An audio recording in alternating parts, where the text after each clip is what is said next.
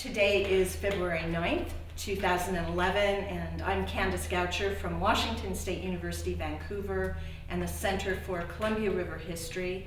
I'm here today talking to Dr. Ken Ames from the Department of Anthropology at Portland State University. Ken, I've noticed that Native peoples around the world identify themselves, introduce themselves in terms of their own genealogy, their relationship to the past, emphasizing a very personal relationship. As an academic, what's your own scholarly genealogy? For example, the scholars who have been important to your early career and your training.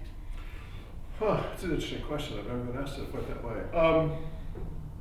Usually when I think about those kinds of genealogies, I always like that. It's my own personal sort of family genealogy that I do. But in terms of scholarly genealogy, I was I got my master's degree at the University of New Mexico for reasons, I went there for reasons that I won't go into. I was going to be an Africanist.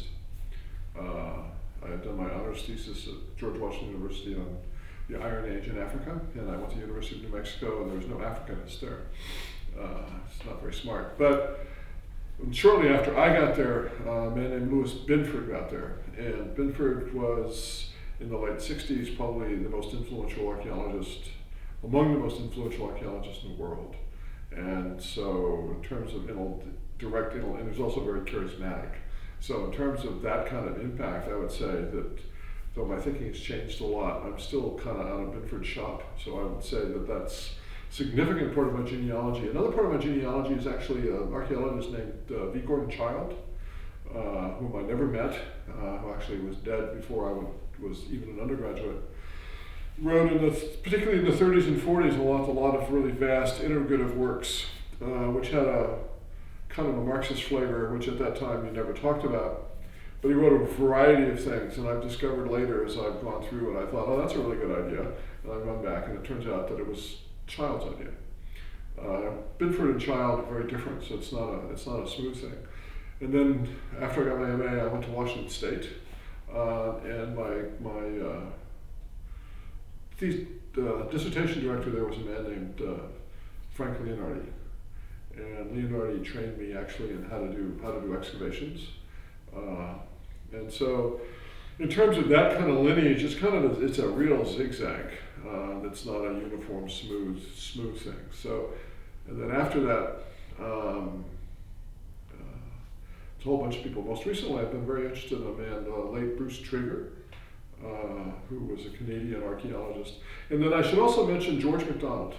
George MacDonald was formerly the director of the National Museums of Canada, and when I was at New Mexico, I got an opportunity to work on one of George's field projects on the north coast of British Columbia. And George gave me tremendous responsibility. He put me in charge of sites. He just sort of let me do stuff. He gave me the data for my dissertation, so that in a sense, these other people were important intellectually, but George basically is the person who got me working on the Northwest Coast and gave me those opportunities. So not to talk about George would be a real oversight. Wow, Louis Binford, I remember, was one of the leading proponents of new archaeology. What was then called the new archaeology, that was 40 years ago. In fact, some people would say it's passé, and other people would say it's dead. So. One thing he was promoting, though, was ethnoarchaeology. Yeah, he promoted, well, yes, it was cultural anthropology from the 20s on, well, especially after World War II, moved away from an interest in material culture, and moved very much away from an interest in the kinds of things that archaeologists are interested in part because of the nature of the archaeological record. And so if you go back into like ethnographic work done in the 1800s or in the early part of the 1900s, and then German geographers, very interested in the distribution of things in space.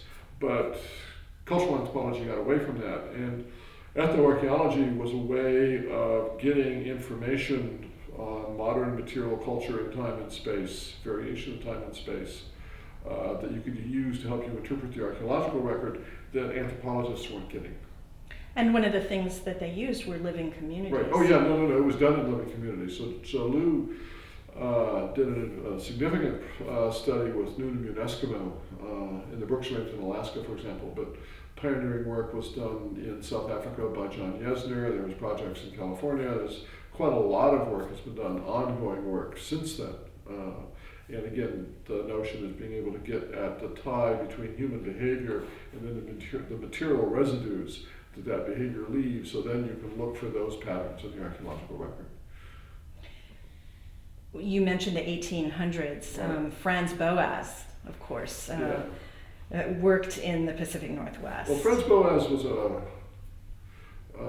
trained in physics in Berlin. He did his dissertation on the color of water, got dissatisfied with that, and did an incredible study of what are now called Inuit, polar Eskimo, in Canada, east of Hudson's Bay. And that was actually, I suppose if you're an archaeologist, you can almost think of it as ethnoarchaeology. And then he moved and started doing work at Fort Rupert on the north end of Vancouver Island, with what was then called Kwakule, or now Kwakiwakwa.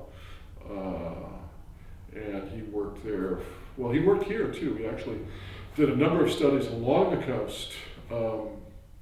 One to find a place to work. So he actually came and did some initial interviews and things along the Oregon coast at the mouth of the river. So he sort of worked his way north, and then ended up working for a long period of time